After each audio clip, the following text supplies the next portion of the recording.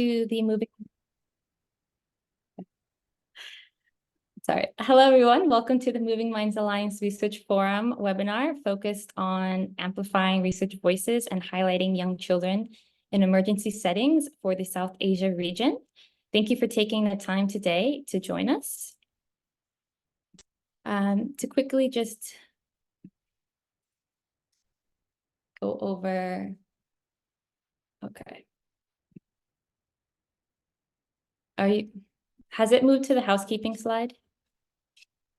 We're still on the welcome slide. Okay. There we go. Sorry, my computer glitched for a second. Okay, so if you would have any questions to the presenters, we encourage you to write them in the Q&A tab. And then we also encourage you to use the chat tab to interact with other attendees, let us know where you're coming in from. And then if you have any troubleshooting questions, like not being able to hear any of the presentations or anything like that. I would like to welcome Trisha Young. She's currently serving as the director of the Moving Minds Alliance, leveraging over 15 years of leadership experience in the international child rights sector. Previously, Trisha served as the director of a specialist child participation agency, Child to Child, and she also co-chaired the Bond Child Rights Network for 6 years. During her tenure as the director of programs at the Lumos Foundation, she managed a diverse portfolio of initiatives aimed at enhancing child protection and welfare systems. Her focus was on preventing unnecessary family separation and ensuring families receive the necessary support to care for their children across diverse contexts. So we're very happy to have Trisha here today, and I'll turn it over to her to introduce the research forum. Thank you, Catherine. I'm delighted to be here today and to introduce the Research Forum. For those that are not familiar with the Research Forum, it was launched in 2022 by the Moving Minds Alliance in order to bring together researchers from the global north and south to foster engagement, collaboration and knowledge sharing on young children and families affected by crisis and displacement. The purpose of the forum is to identify research taking place around the world and network researchers to share findings, lessons learned, and measurement tools and approaches. New and emerging researchers are encouraged to join, and research grants are available to support their work, and I'm delighted that one of our research fellows is joining us today. We support research that points to the ways that policymakers and practitioners can help young displaced children and families to thrive. We believe that quality research can and should inform policy and practice, and that if done correctly, it can transform the lives of young children, their families, and others who care for them. So we're delighted today to introduce this Research Forum meeting, this webinar, which will focus on children and families affected by conflict and crisis in South Asia. We will begin with a presentation on the impact of climate change and environmental degradation on early childhood development in flood-affected communities in Sindh, Pakistan. Next, we'll have a presentation describing the results of a randomized controlled trial impact evaluation on the caregiver engagement component of the Humanitarian Play Labs in the Rohingya camps and surrounding host communities in Cox's Bazar, Bangladesh. The webinar will conclude with a presentation by one of our research fellows who will share insights from their ongoing research into the role of family dynamics in providing nurturing care to children of Rohingya families living in Cox's Bazar. So, let me introduce Mariam Shah. Mariam is the manager for the whole school improvement process for the early childhood education at the Centre for Awareness and Consciousness. Mariam has been working in the education and development sector for the past 10 years. She has a passion for improving the learning experiences of young children by making them more interactive, holistic, and relatable. Through her diverse roles, she has gained in-depth knowledge of the education system, the policies and practices. Her expertise includes early childhood education, teacher training, climate change integration, parental engagement, and girls' education. Delighted to hand you over to Mariam.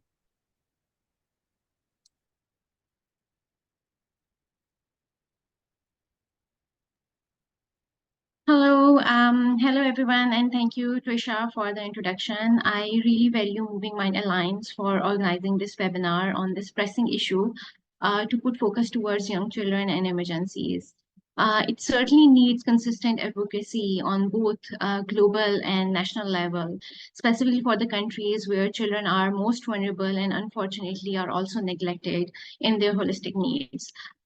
So with the same theme, I will be sharing the scoping study conducted by ITA in Provence, Sindh, right after the devastating flood emergency which happened in Pakistan in 2022. So this study was conducted in the region which was directly impacted by the flood. First, I would like you to briefly walk you through the challenges of the country context. In year 2022, monsoon flooding in Pakistan resulted into massive destruction, leading to loss of lives, livelihood, and displacement in the country. And this was actually a national emergency here in Pakistan. In one of the UNICEF report published earlier in 2021, Pakistan was already ranked as 14 on Global Children Risk Index, which also makes young children in Pakistan more exposed and at risk. And later with the flood emergency next year, total 84 districts were affected nationwide, which included 32 from Balochistan province and 23 from Sindh province, where we conducted our study. This is alarming impact of climate crisis, as Sindh endured almost 8.3 times its respective average rainfall. And also to note, like currently, Sindh and overall Pakistan is again at high risk of monsoon rains and flooding this year, which puts a lot of pressure to strengthen our disaster risk management, which is also known as DRR and DRRM, and education in emergencies in our policies and sector plans. Okay, so for this purpose, a rapid survey was conducted by ITA in collaboration with RNEC in six villages of Shikarpur present in Sindh, Pakistan.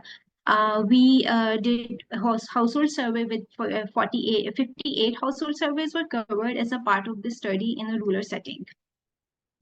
We use mixed methodology to gather the data, including household surveys, survey with the caregivers, precisely mothers, as they spend more time with the children. And further focus group discussions were also held with local government officials and teachers with the purpose to triangulate the data findings on three major questions of the study.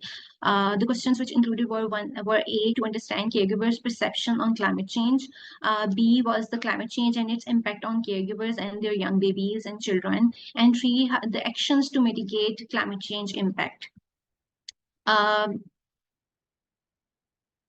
To understand the context of the region where the study was conducted, the graph shows the living conditions of the studied population. 52% lives in partially constructed houses, with 31% in unconstructed houses, also known as kacha. There's an image which you can see on the screen which shows how the kacha, partially constructed house looks like here in Pakistan. And only 17% population lived in constructed houses. In household dynamics, it shows that the level of mother education with 78% population as uneducated and only 9% population with primary education. And if you can see at the pie chart, the rest of the categories have a very small percentage with elementary education or FSc or master's or bachelor's degree. And when we look at the education of fathers, we see that they are far more educated as compared to mothers. If you look at the graph, we have the variety in the population from like 47% as uneducated, 16% still having primary education, 14% with metric education, and similarly 14% with the bachelor's degree as well. So the key findings from this study were that the data reflects interesting results on the impact of climate change on ECD. We see three major themes from the research findings.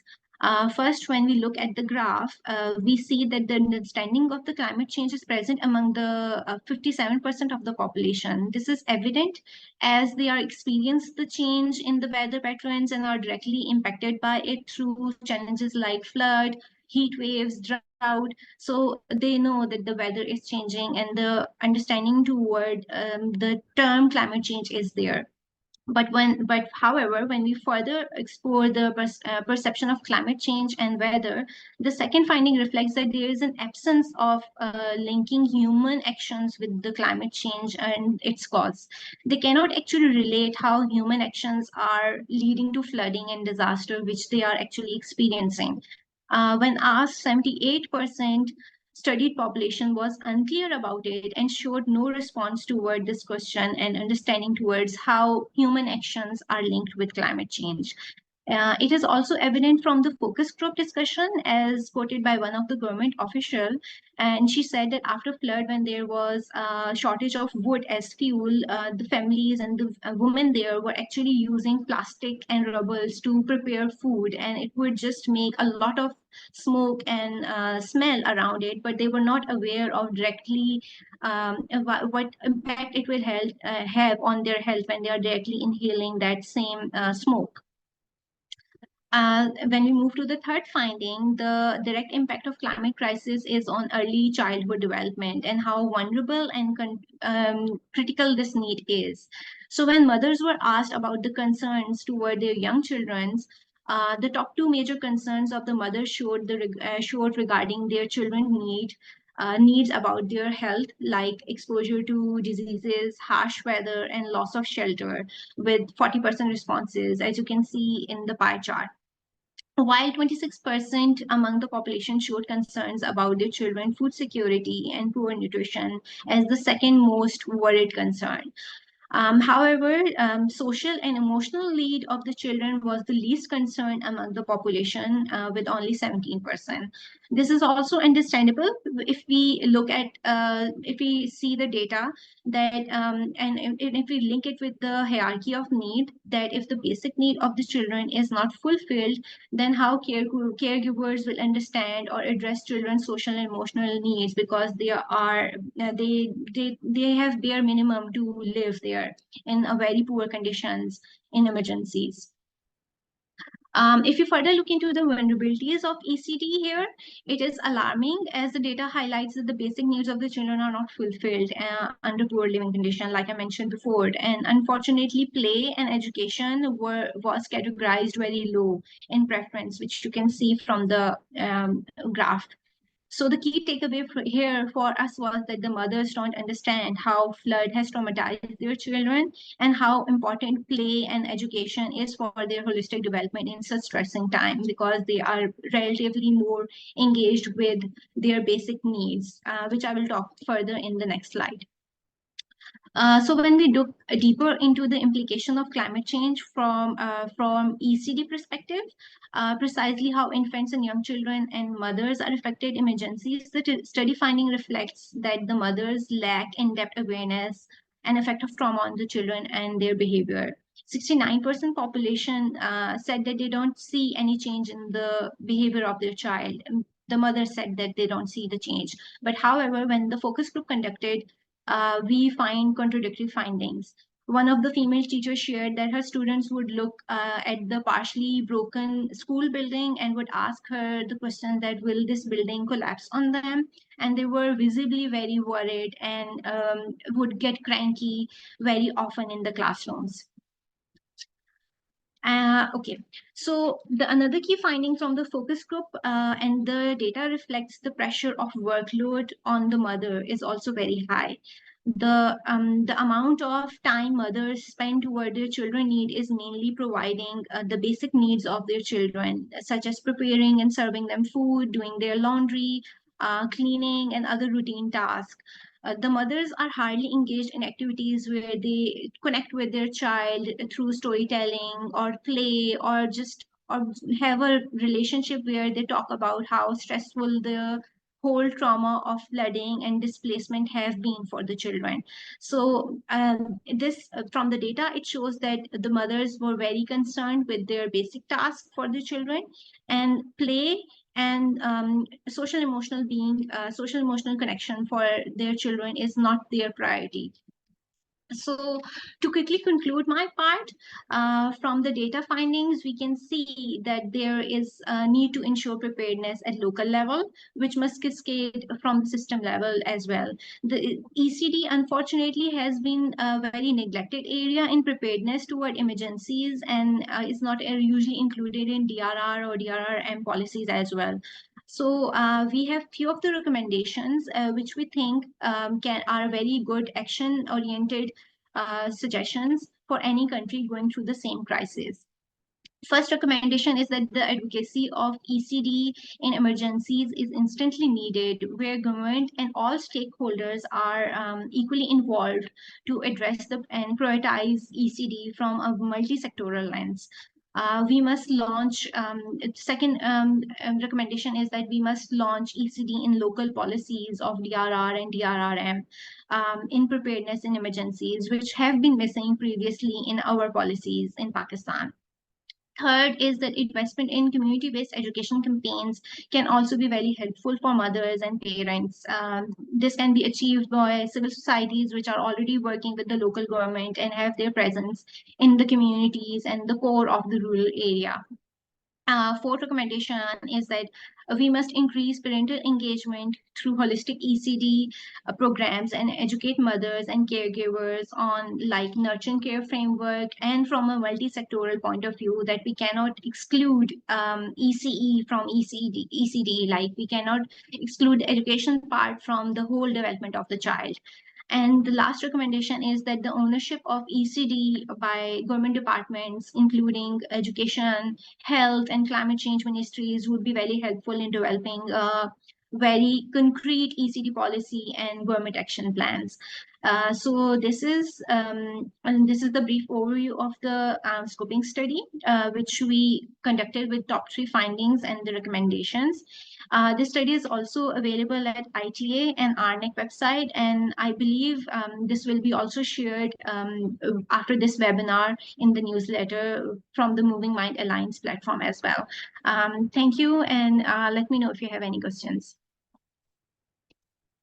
Mariam, that was a very interesting presentation. Thank you very much. I found it particularly striking, the focus on basic needs, which is understandable within the focus on, you know, the hierarchy of needs, and the lack of attention paid to the socio-emotional and education and play needs of young children. I'm delighted to see that we have a question from Hirokazu, who wanted to ask what proportion of the households who experienced damaged housing were displaced or experienced loss of household or network members as a consequence of the floods. I'm not sure if you're able to respond to that. Okay, if your data. When we conducted the study was conducted a few months after the flood. So like it was 3 to 4 months after the flooding, a lot of communities were displaced. But when we conducted the survey, the families were in their home. Their houses were destroyed somehow, partially, or there were some family which migrated and never came back. So when we conducted the household survey, we conducted in those areas where the houses were still intact or the families were available. Otherwise, the families which migrated or which were displaced were actually located in some other locality. So I hope if this answers the question. Thank you, Mariam. And another question. Your research findings highlight a lack of understanding of climate change amongst parents and a need for anticipatory approaches for preparedness for climate emergencies and disasters. What do you think is going to be the cost of inaction if early childhood development and parental engagement is excluded from climate action plans? Okay, very interesting question. So basically, when we conducted the study, it was very alarming for us to see that the mothers are not aware of the chunk that the impact of social emotional well-being of the children. That chunk was totally missing, and but it's understandable as per the hierarchy of the needs. If you see that they don't even have homes, they are displaced, they are hardly able to have food, they don't have shelter. So the other chunk of play and social emotional well-being would be would not be their priority, because food is their priority, medicine is their priority, shelter is their priority. So when we saw this and we understood that they don't have that understanding, and we have been advocating at ITA that we need to see ECE, because we work in education. So we need to see ECE as a whole, like not just from an education sector, but from a multi-sectoral point of view. So if we want to bring awareness towards parent, we need to have some interventions where we are engaging parents to understand how a long-lasting impact such trauma can have on their children, because this is clearly missing from their understanding, and they are not addressing it in that way. Because in focus groups, which I didn't quote it here, but I remember that in lots of focus group, the parents and the teachers were saying, the parents also mentioned that they are children, they would cry and they would get over it. They don't know that the trauma will still there. If they are seeing their house being destroyed, if they are disconnected from their family, from their friends, it is a very heavy emotional burden on a child. So for that, we need to have to educate parents through activities, through curriculum where the parents are also engaged in preparedness, and specifically on climate change, because unfortunately such disasters have been happening very often now. I've got one final question, which sort of builds on from what you were saying, Mariam, from a dear former colleague, Sonal. Hello, Sonal. It's wonderful to have you here. She asks whether increasing parental engagement for early childhood development, you present that as a recommendation, but given the time use of mothers and the fact that they're so busy with the fundamental chores of keeping a household running, how realistic is it for them to play a more active role? And did the study generate any information or insights regarding the involvement of fathers or older children? I'm delighted to announce that one of our upcoming presentations will be looking more closely at the role of fathers. Okay, so when we conducted the study, we because we were looking from the EC perspective, so we focused on mothers, because mothers are the primary caregivers and they spend more time with the young babies from the age group of 0 to 6 or 7. So that very young child is more attached to their mothers because they are more like from 0 to 6, 0 to 3 or 4 years, they are not even going to school. So they are usually at home with their mothers or with the females of the family. So this is why our study was more focused on the perspective of mothers only.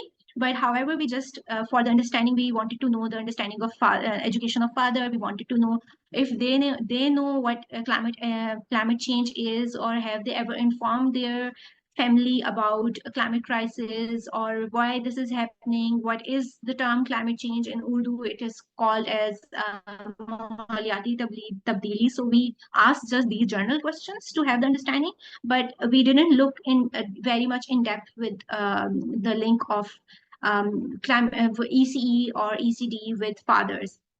And to further respond to another question, which was on parental engagement, I think there are many other approaches which focus on very easy activities which mothers and parents can do with their child, with the low cost material available in their household, like helping children identify the colors, playing with the clay, connecting with the different textures. So this is something which must be included, and it would not take much time, like knowing that the mothers are not very educated and they don't have much time. So a little understanding on how to just, yeah. You're a bit choppy, actually. I don't know if it's happening to anybody else, but your connection is not so great, or is it just affecting me? I can write down the answer if that makes sense. Yeah, maybe that would be really helpful. Thank you. Thank you. Thank you. After that really interesting presentation, which we've just had kicked off by Mariam, thank you, Mariam. And we're now going to move on to explore the results of an impact evaluation, which was undertaken through a randomized controlled trial, which is focusing on father engagement in the Humanitarian Play Labs in the Rohingya camps and surrounding host communities in Cox's Bazar. The project is part of the Lego Foundation funded Play to Learn consortium. And to kick off, we're going to have Yishim Iqbal. She's a senior research scientist at the Institute for Human Development and Social Change at New York University. Yishim brings a PhD from the Psychology and Social Intervention program in the Department of Applied Psychology at New York University and a BA in Psychology from Cornell. She's worked for 3 years as a research coordinator at the Harvard Lab for Development Studies. She then went on to found Khan Pete Roy. I hope I've pronounced that correctly. If I haven't, forgive me. The first emotional support and suicide prevention helpline in Bangladesh. Broadly, her work and research examines how people respond to violence, both in their everyday lives and in their groups' histories, and how belonging to certain social groups influence these responses. She examines the ethics and implementation of mental health and early childhood interventions in contexts of conflict and crisis. Following Dr. Iqbal, we'll have Kuri Chisholm, who is a senior program specialist at BRAC Institute of Educational Development, and she's also part of the BRAC academic program. Kuri's main focus is to design programs that promote play and healing among the children, caregivers, and adolescents in humanitarian contexts. She's currently leading interventions for 0 to 3-year-olds, Rohingya children and their parents. Another major part of her role is to provide technical assistance to a variety of educational projects with BRAC International and national authorities. Kuri brings experience of working in various international development organisations over the last 14 years, mainly in the non-formal education sector. I'm delighted to hand over to Dr. Iqbal. Thank you so much for the introduction. I'll go ahead and share. It's actually Kuri who is going to be speaking first and kicking off our presentation, but I will go ahead and share the slides for her.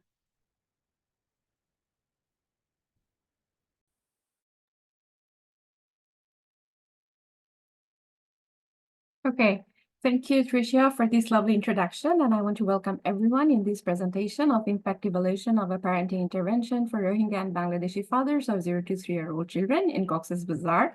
Myself being a program person, I will be talking a little bit about the program development and then the model, and then I will hand over to Dr. Yishim Iqbal to share the results of impact evaluation. Next slide, please.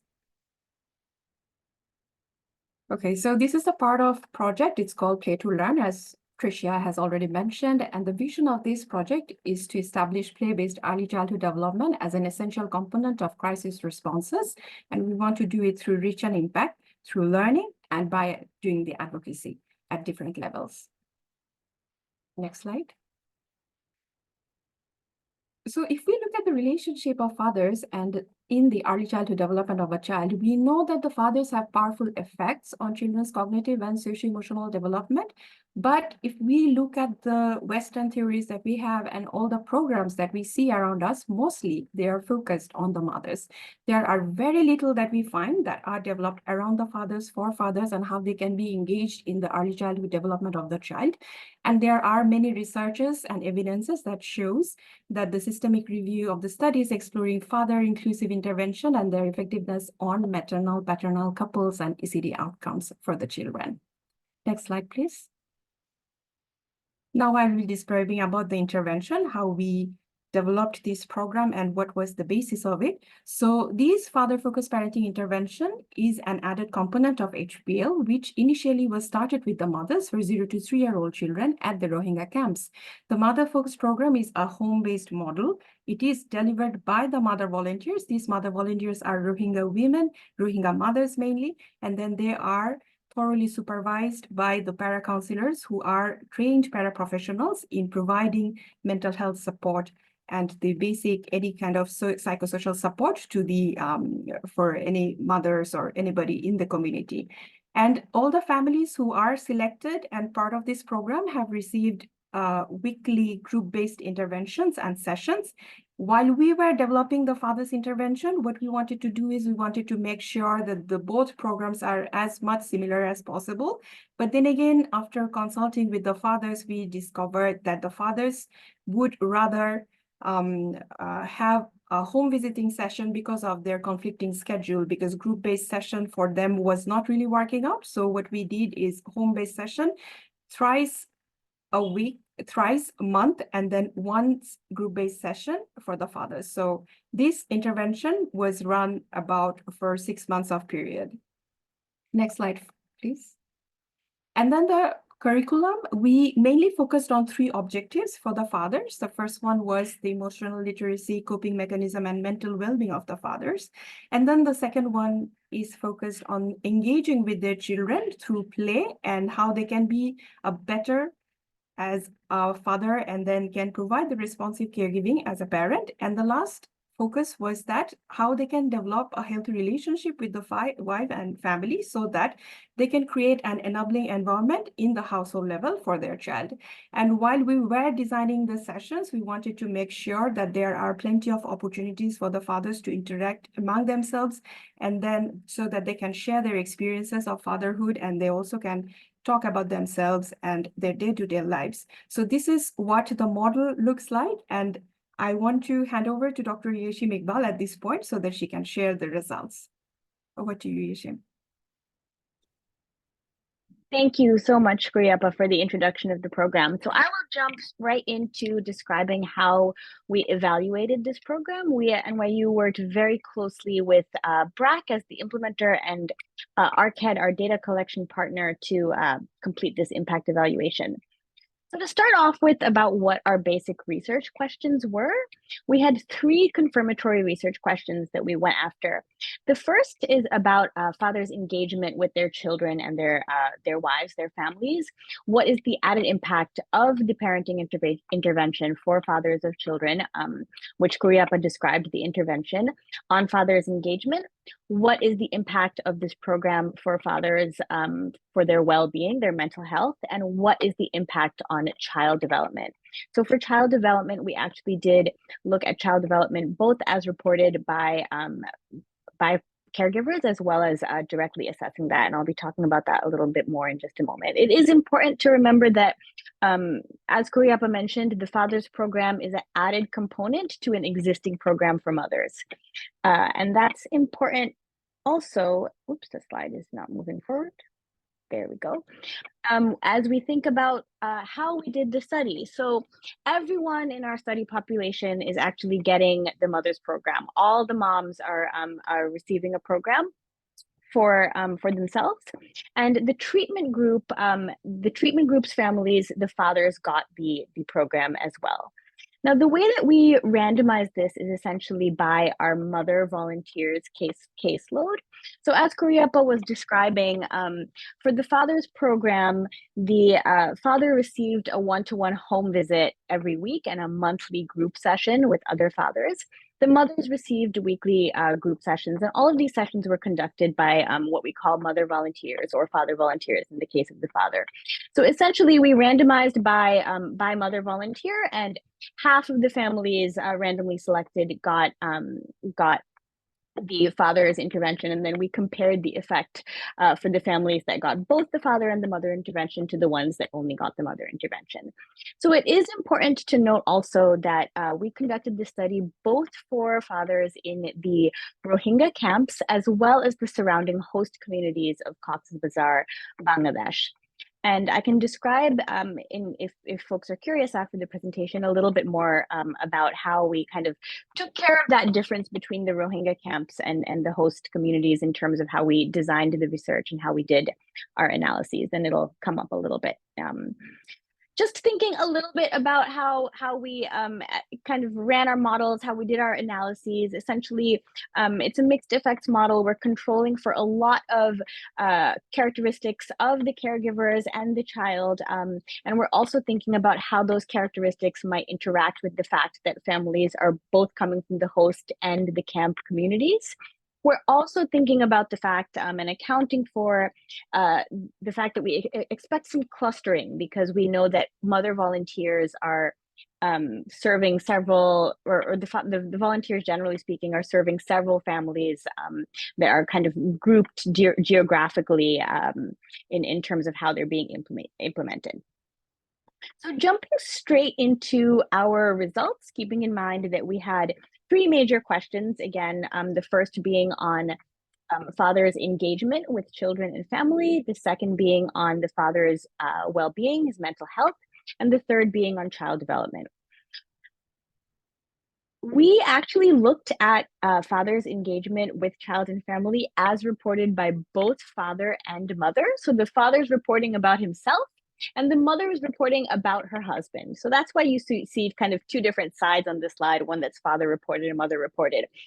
In summary, we do see positive impacts on several different indicators of father engagement with child and wife, and on father-child parenting. And you can kind of see a number of different sort of subscales that break out here: responding to child's need, collaboration about the child with the wife, physical support for the wife, father-child stimulation. These are all kind of several different scales that we use to assess, and all of the father reporting on himself. But we also see effects on mother reports. So mother saying how much her husband is responding to the child needs, how much he's supporting her, how warmly he's engaging and interacting with the child. So several impacts there.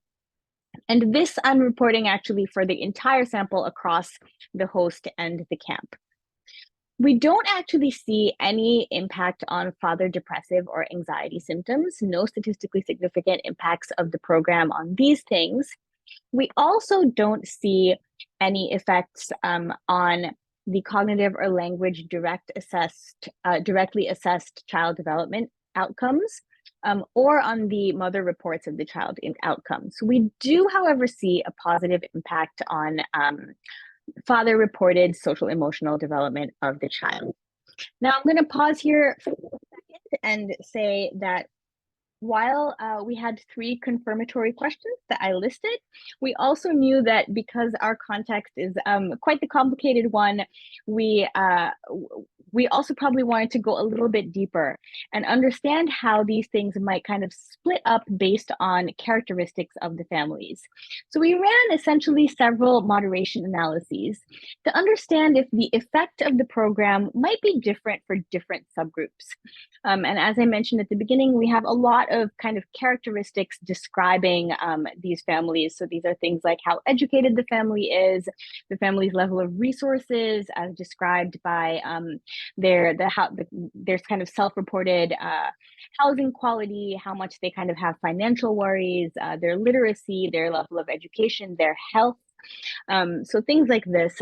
And we ran several different analyses. I'm happy to go into detail about these either in the questions or afterwards if anyone wants to know more. But I'll tie it all together and give you the major message, which is that the program has more of a positive impact on families that essentially have more disadvantage.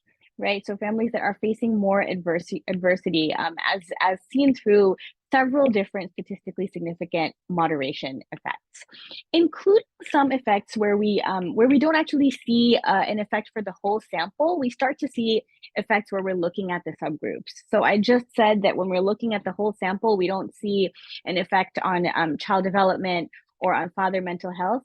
We actually do see those effects if we're looking at particular subgroups. For instance, you'll see it says on the slide, child outcome, expressive language. For those families that have, they're reporting kind of less kind of worse household quality, we start to see effects of the program there as well. So I'll very quickly summarize a couple of key takeaways. This is one of very few impact evaluations on a father engagement intervention in a humanitarian low-income kind of setting. We know there are, as Kuriappa mentioned, there is quite a bit of research on the importance of the role of fathers, and starting to grow is the field of kind of father-engaged interventions in the world of parenting interventions, but very few in a humanitarian context. The program was specifically designed with fathers in mind, and overall engagement was very high. So I didn't talk about this too much, but fathers attended on average 80 to 90% of the sessions, and in kind of qualitative work, we see that they're responding really well to the program. We do see positive and significant impacts on many of the engagement indicators, and we do see stronger effects for more disadvantaged families, including impacts on mental health and on children's expressive vocabulary.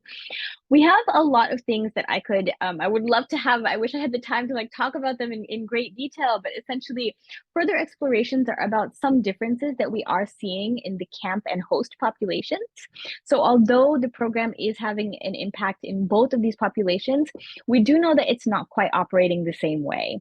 And some of the things that might shed light on that are things like implementation factors. So understanding fathers' attendance, understanding the quality of the visits, and understanding the way in which they interact with program staff across these two kind of very different communities that we're bringing together for this study can start to shed light on how the program might be operating in these contexts.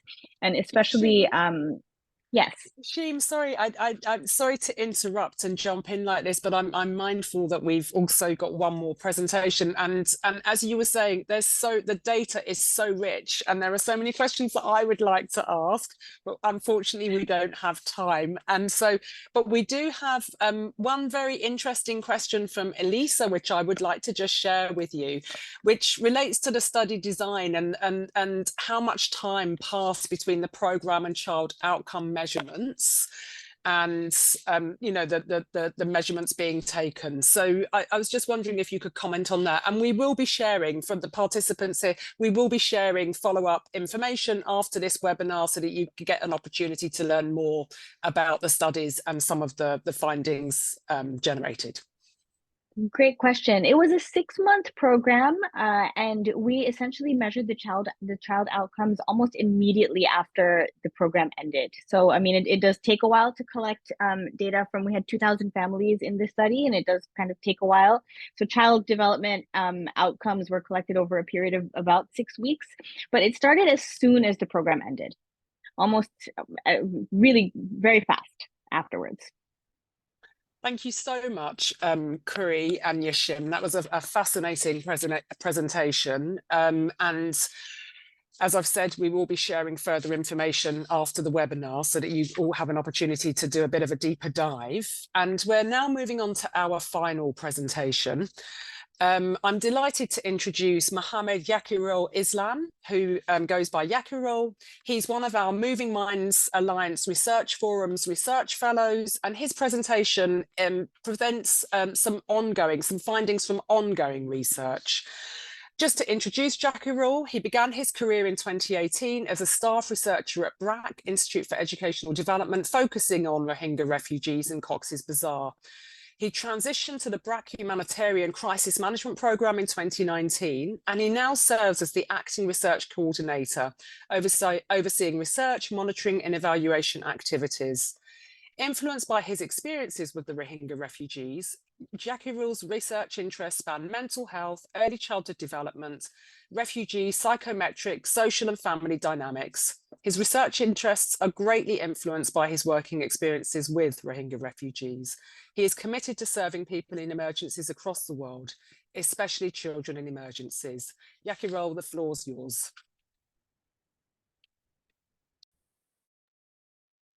Okay, Tisha, thank you so much for introducing me here, and welcome to all of the attendees and the panelists to my presentation. Here I am to share my research work, which one was on exploring roles of family dynamics in providing nursery care to the children of Rohingya families living in refugee camps in Bangladesh. Okay.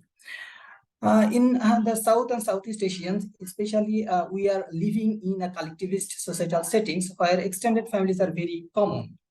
And here, caregiving for a child is a shared responsibility. If we notice our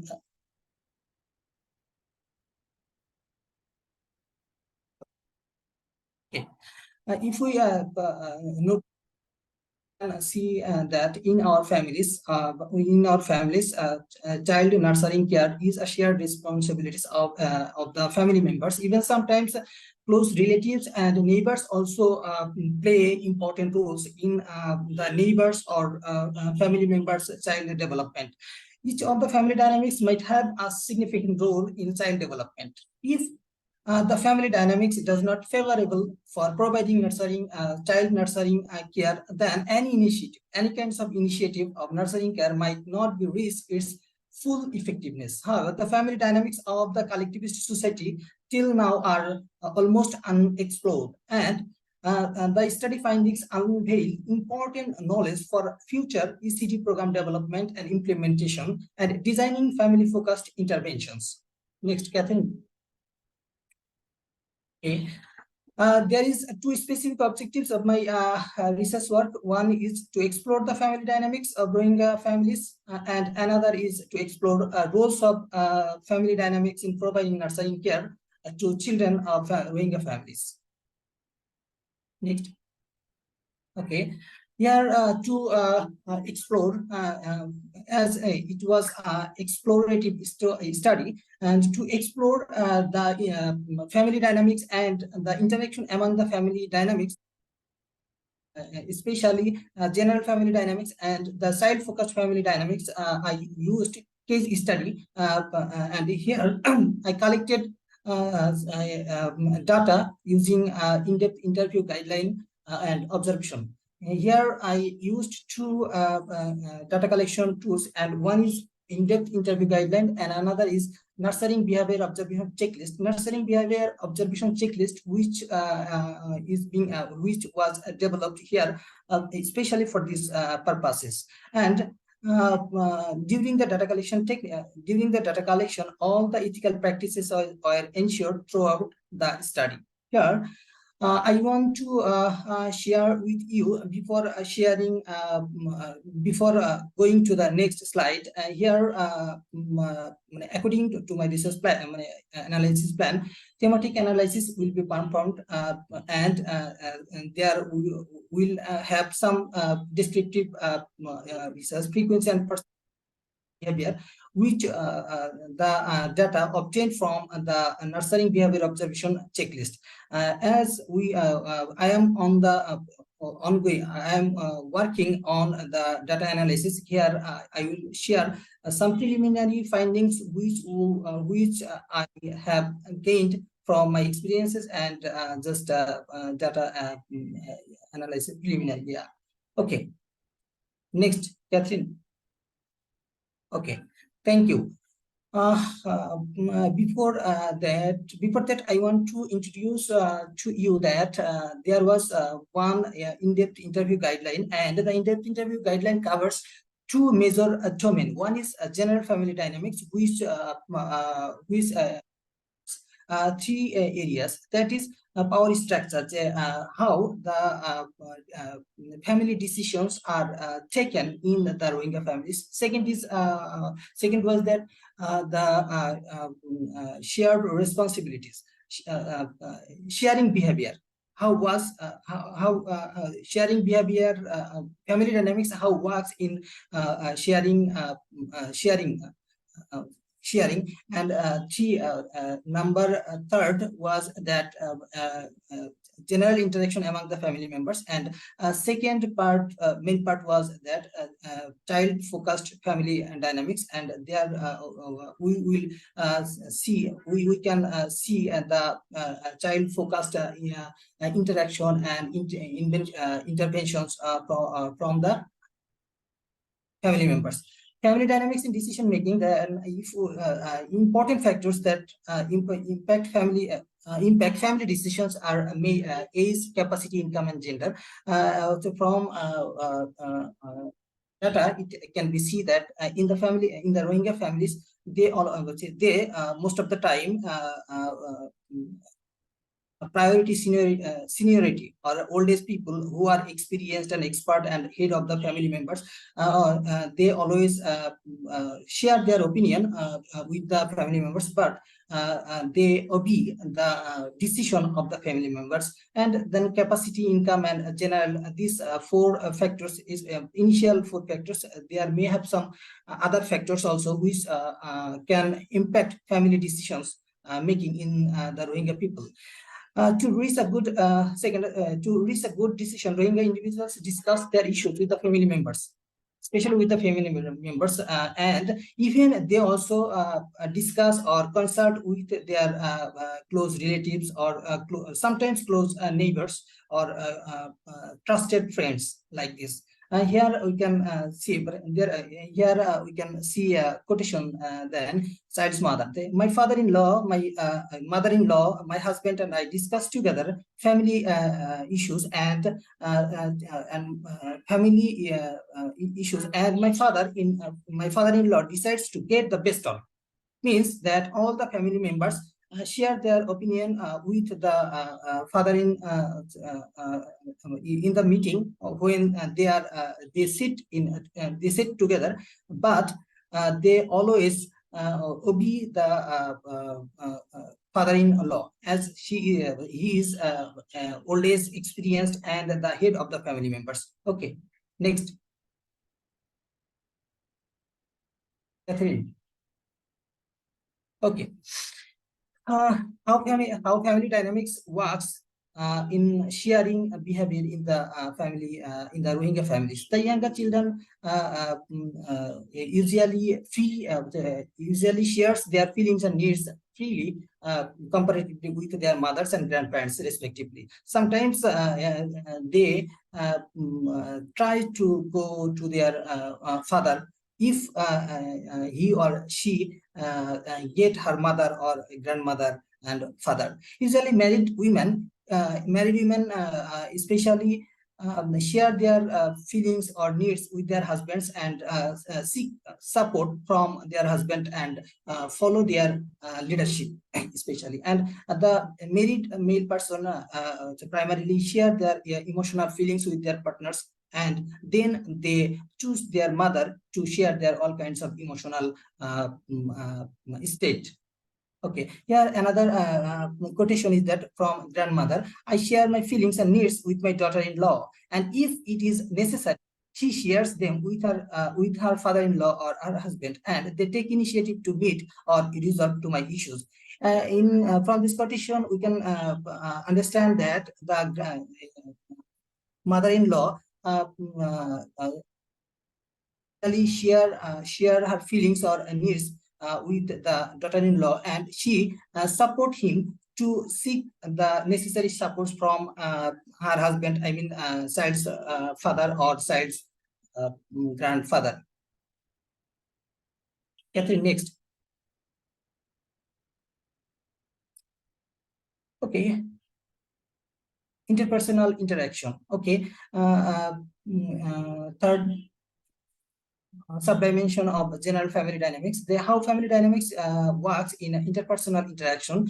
We can see here that the married male members spend more time with their wives, and the wives spend more time with other females like mother-in-law, daughter-in-law. Maybe caused because the male family member most of the time out of the home. Because of that, they have enough time to share their feelings and spend their time, and among them build a good relation and trusted relation among them. And all the adult family members, it is, I would say, all the participants or all the respondents shared that they enjoy time with the children. Here another quotation from grandmother, that if the father of my child is at home, I spend more time with him, and then I also enjoy time with my grandchildren through playing and having fun. And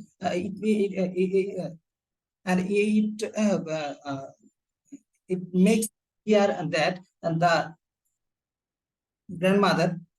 grandmother her husband wants to spend more time with him, and she also, and in absence of her husband, she enjoy time with her grandchildren, having fun, playing, reciting from Holy Quran, gossiping, kissa, and others fun activities.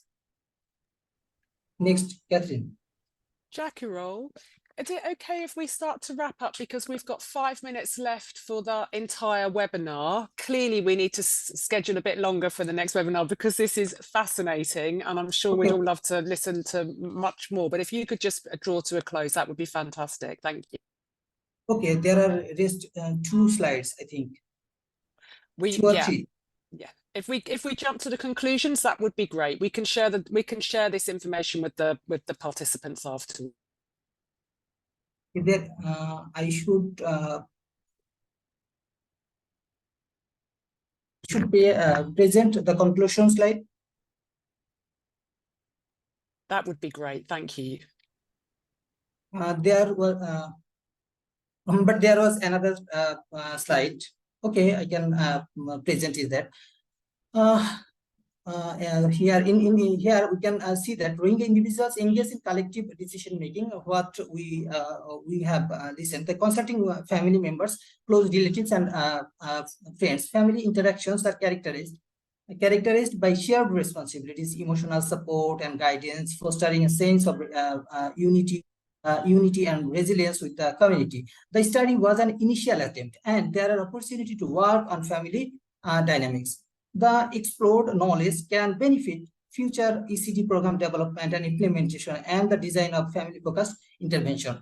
And I think, and I can gain insight or my experience inform me that there are huge opportunity to explore or to know about the family dynamics to benefit the family members or family focused interventions and others. Thank you. Jackie-roll, we'll have to invite you back once your research is finished to learn more about your findings and recommendations for how we can inform policy and program development aimed at strengthening Rohingya family support systems, because you're clearly generating lots of very valuable findings that can help to inform policy and programming.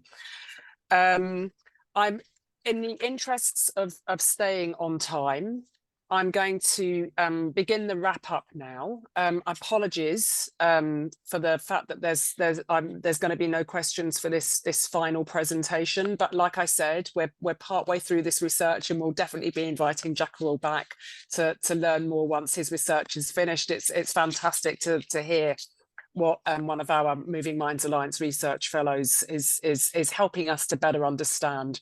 And I think what this webinar has helped to demonstrate is why it's so important to use quality evidence rooted in local contexts that to support our growing knowledge and understanding of how to better support young children and families affected by crisis and displacement. And of course, what we need to better understand is how we can support the uptake and use of the study by local decision makers and practitioners in those same contexts. And this is something that the Moving Minds Alliance is committed to, and we're delighted to have had all of these fascinating presentations today to help us to think about how to move the needle on that. So I'm going to wrap up here. It's been fantastic to welcome you all. We've had a really good turnout. It's been wonderful to have so many people coming along to hear these presentations. I'd like to thank our presenters today for their diverse and frankly fascinating presentations. I'd love to have some time with each of you individually to learn more. But yeah, thank you for your time and effort coming along and presenting today. Over to you, Catherine. Yes, thank you everybody so much. If you would like to stay informed with the research forum, our events, learn more about the future webinars that we will be having, you can click on, you can scan the QR code, and we will also be sending out a handout after the webinar with the recording and the slides, and again, the access to the research forums, research roundup. And so with that, I will share the last slide. Just again, thank you so much. And that concludes our webinar today. Thanks.